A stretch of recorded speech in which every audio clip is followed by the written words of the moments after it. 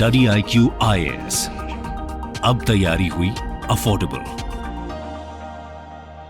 Welcome to StudyIQ's new initiative, the podcast. I am your host, Dipansh Murjani. Welcome all. The goal of the podcast is to give you insights and help you in your UPSC journey. Along with me, Mr. Avlokit will cover UPSC's syllabus bit by bit with macro and micro analysis. But the big question is that how will you utilize this podcast in your preparation journey? So it is simply going to be a revision tool. In today's time, students are in a lot of stress because everybody is overloaded with the content, which in turn forces revision to take a backseat in your preparation. You can revise through this podcast while you are traveling or enjoying your morning or evening walks. As this is the first episode, I will make you understand the structure. We will cover all GS papers with major topics and subtopics divided as introduction to the topic, various dimensions which will help you both in prelims and mains examination, and then we will conclude the topic. In today's discussion, we will take up GS paper 2, topic 1, Constitution of India, and subtopic in it is Preamble. Just imagine that you are going to read a book. So before reading, you would like to know that what is the aim, what are the objectives, what is the philosophy, and what are the aspirational goals.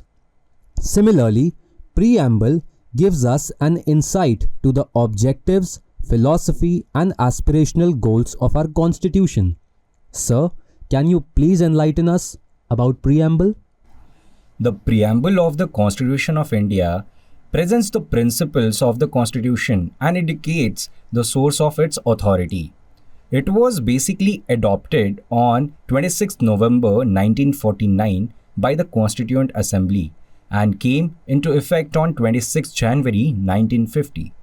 We also celebrate this day as Republic Day of India. The Preamble is based on the objective resolutions which was drafted and moved in the Constituent Assembly by Jawaharlal Nehru ji. Sir, in Preamble, there are some keywords which are important for prelims and mains examination, and those keywords also give us an insight as to what Constitution offers to its nation. So can you please make us aware about those keywords? The first keyword in our Preamble is sovereign. Sovereign meaning that no authority above it, no dependency in exercising its own national interest. We will try to understand with some examples. Acquiring foreign territory. Since independence, India acquired many foreign territories like Dadra, Nagar, Haveli, Goa, Sikkim, Puducherry, etc. And in recent times also, India and Bangladesh have ceded territories to each other with 100th Constitutional Amendment in 2015. This shows that India is a sovereign country. So the next keyword is socialist, which was not mentioned in the initial preamble. Rather, it was added by the 42nd Constitutional Amendment in 1976. But can you please enlighten us on the fact that how India's socialism is different from other socialist countries? India follows democratic socialism and not communalistic socialism because in India, state and private stakeholders own property and follow mixed economic model. As you've mentioned, the term added by 42nd Constitutional Amendment in 1976. Socialism also means providing all people food, security, full employment, universal access to education, health, and housing. It means the economic, political, and social empowerment of people by vastly improving the living conditions of workers. Socialism also means first and foremost the people's power would be supreme, that democracy, democratic right, and civil liberties would be inseparable elements of the socialist judicial, political, and social order. Socialism also means the ending of caste oppression by abolishing the caste system. It also means the equality of linguistic groups and equal development of all languages. It means the true equality of all minorities and marginalized sections and ending gender oppression. Socialism also means that the socialist economic construction will be based on the socialized means of production and central planning governed by state. So the next keyword is secular, which was also added by the 42nd Constitutional Amendment in 1976. Apart from India, there are so many countries which are secular in nature. So how can we define India's secularism, and what is the difference between Indian secularism and Western secularism? The basic definition of secularism is all religions get equal treatment in India. The term was added by 42nd Constitutional Amendment. However, there are some differences between Indian model of secularism versus Western model. In Western model, there is watertight separation between religion and state, whereas India follows equidistant model of secularism, equidistant from people, religion, and state. Imagine the triangle, and at the center of it is Indian secularism, and all three corners of the triangle are people, religion, and state.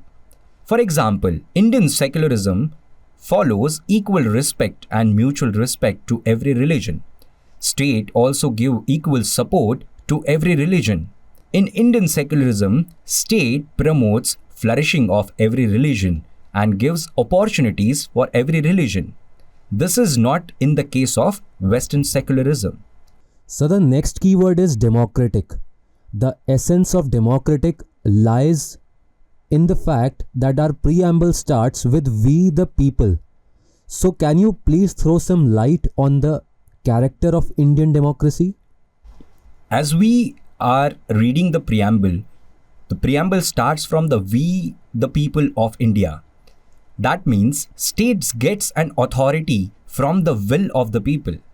Democratic in preamble means notably political, but also social and economic democracy. The political democracy means state is equally shared by citizen. People are sovereign and it is practiced through free and fair election.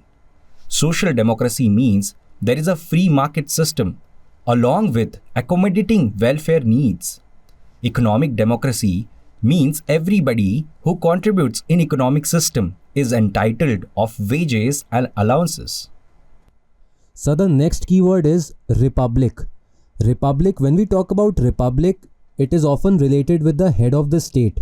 So when it comes to our examination, can you please make us aware about India being republic? Republic means a republic is a state in which the people and their elected representatives hold supreme power. Rather than a monarch like in Britain, it has elected head of state.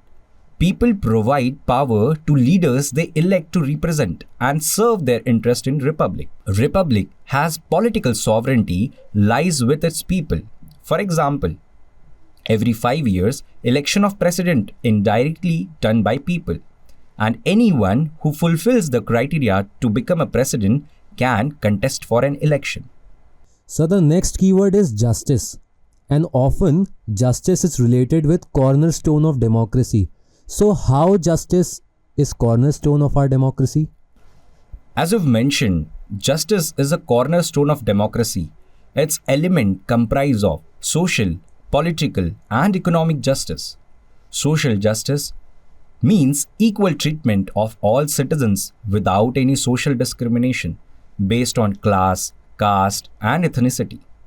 Constitutionally guaranteed fundamental human rights, which is abolition of untouchability in 1950s, Prevention of Atrocities Act, Pradhan Mantri Jan Dhan Yojana, One Nation One Ration Card are some of the examples of social justice. Economic justice means no discrimination on the basis of their income, economic status. To uphold economic justice, recently Sukanya Samriddhi Yojana have been launched. Political justice, equal political rights like voting rights, civil liberties to all, equal political rights for exercise political functions like right to vote, right to contest election, etc. Sir, liberty is the next keyword, and liberty means freedom. So does our constitution provides all forms of liberty, or what does that liberty means? The term liberty means freedom of the people to choose their way of life, have their own political views, and behavior in society. Liberty does not mean freedom to do anything. A person can do anything but in the limit set by the law.